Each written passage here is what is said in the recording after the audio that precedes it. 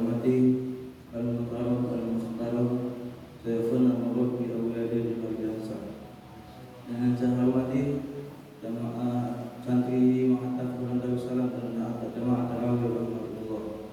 Yang namanya tidak bisa saya sebut satu persatu, tidak menguras hormat saya. Intinya saya di sini untuk menyapa dan beruntung tema khusus dalam salat berkoneksi dengan Allah. Hadirin yang dirahmati Allah Subhanahu wa taala.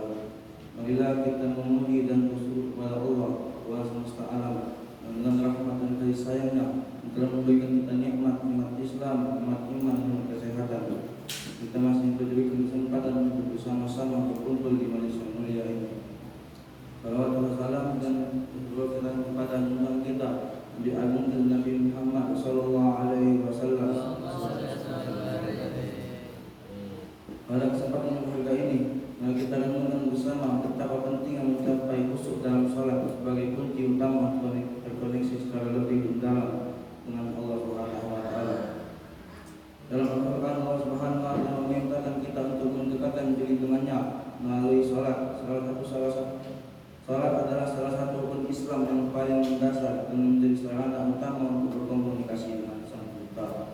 Namun lebih dari sekadar gerakan fisik dan bacaan lafal, Allah mengajarkan agar kita mencapai khusyuk dalam salat, itu keadaan hati yang penuh tunduk dan penuh konsentrasi kepadanya.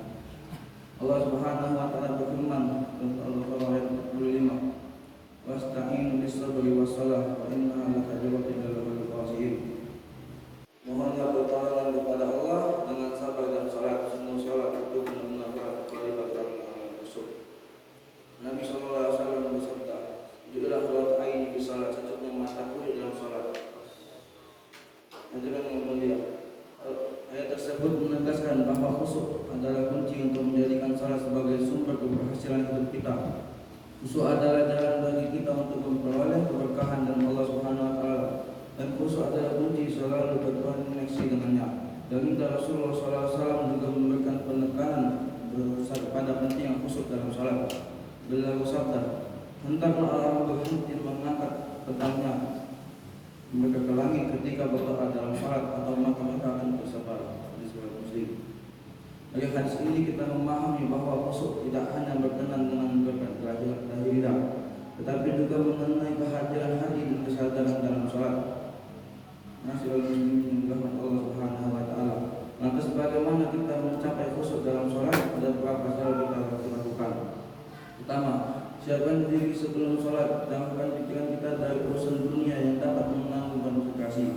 Jadi saat akan salat, tenangkan diri pada fokuslah sepenuhnya pada ibadah kepada Allah.